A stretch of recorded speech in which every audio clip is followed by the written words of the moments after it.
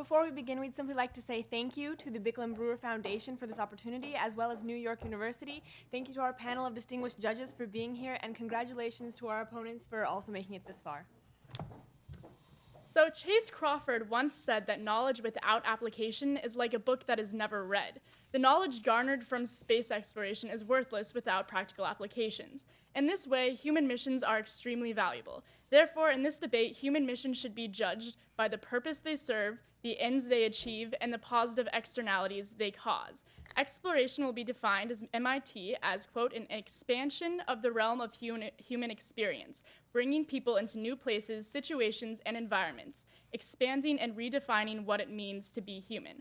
Obviously, exploration begins and ends with humans themselves. We do not explore space to send robots to the moon. We explore to figure out how, if, and why we should send humans there. In terms of gauging significance, if human missions are the high priority of space exploration, they are a significant focus. First, we must look to the purpose of exploration. Although there are several space programs throughout the world, these organizations all share some basic common goals. The chief designer for China's manned space program stated that the mission of China's space program is to, quote, expand human living space and tap and use space resources. NASA's 2011 mission statement revealed the organization's values and goals as to, quote, advance and communicate scientific knowledge and understanding of the Earth, the solar system, and the universe, and the use of space for research, to explore, use, and enable the development of space for human enterprise, and to research, develop, verify, and transfer advanced aeronautics, space, and related technologies. Essentially, exploration begins and ends with humans. We explore humans to send them to space, not robots. When examining the immediate scientific benefits of exploration, there are two crucial considerations. First, actual scientific discovery, and second, the costs of this discovery.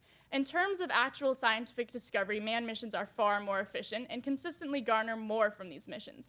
The National Space Society explains that the Spirit and Opportunity rovers took 3 years to travel 4.4 miles respectively, a distance that could easily have been accomplished within a day for a human. Manned missions get more out of the time they spend. Manned explorers have the unique ability to make qualitative observations and think independently. Both qualities are absolutely critical for space exploration. Qualitative observations allow for a complete picture of an explored territory. For example, a photograph of the moon would do little to capture that the moon's surface adheres to fine layers or demonstrate its powdery texture. More importantly, humans can think independently, enabling them to explore beyond their original predictions of what they would find. Although robots can achieve limited surveillance data from specific considerations, this is not enough for quality space exploration. Robots require a specific hypothesis of what they will find. Humans, on the other hand, can explore beyond these limits and form their own hypotheses as they explore. For example, Astrobiology magazine details that the Vikings landers were originally designed to search for salt water-based cells on Mars' surface. However, scientists today believe that the strong probability is that life in the dry, cold Martian environment would have evolved into using water and hydrogen peroxide. Stephen Hawking states that the fact that these landers were equipped only to detect signs of Earth-type life. The chemical reactions observed could have been the result of Martian life. They certainly were not ordinary inorganic chemistry. Robotic missions, programmed to search for particular cells, would be helpless to realize any evidence of life aside from their limited commands. As far as the cost of space exploration, although manned missions are more expensive on the sheer value of their price tag, they're also most cost-effective when considering their scientific output.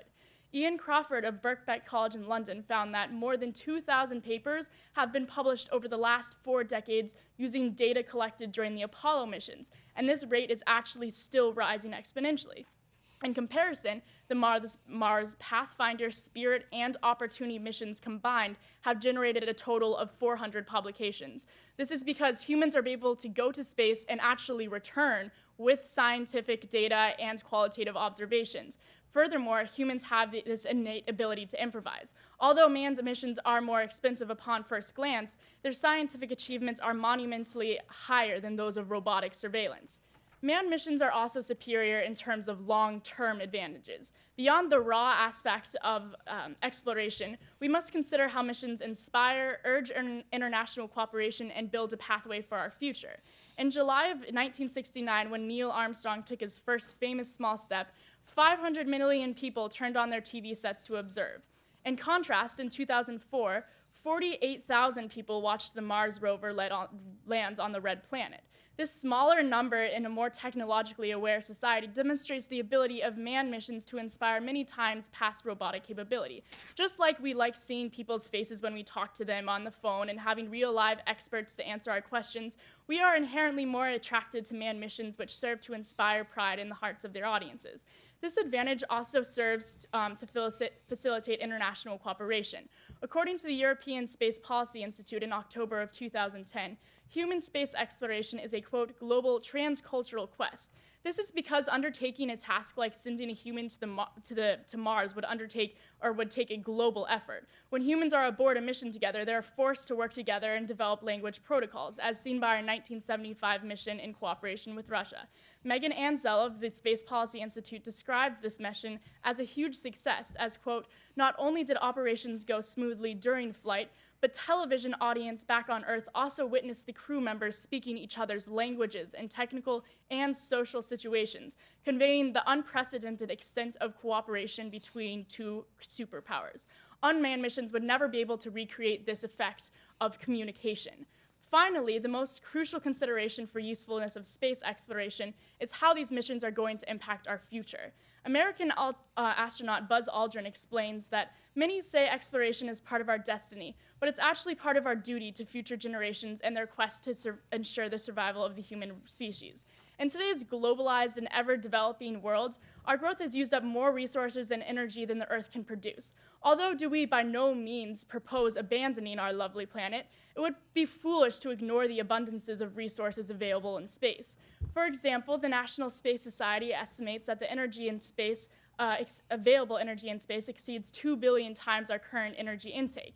The University of Hawaii further elaborates that by explaining that the 24-hour sunlight offered by a lunar base would allow for constant solar power. The largest asteroid, Ceres, is large enough to build space settlements with a total living area well over 100 times the land area of the Earth. So obviously, the opportunities for science and extension of life into space are limitless. However, to reach these new unfound levels of scientific discovery, manned missions are directly necessary today. Manned missions create spin-offs, which provide ways to protect humans in space, and which is very imperative when we're looking towards the future. Research into space exploration today has provided the rescue pod, a circulatory enhancer, nudibranchs, a nutritional fat replacement, and the medevac oxygen system. So these breakthroughs, inventions, improve manned mission life support, and they also provide for real-life applications in medicine. So today we are currently bombarded by explanations of our impending dooms. I have been to giving courses on the sun's fading electromagnetic field. But honestly, to get to space, we need humans, and that's why we have to affirm today's resolution.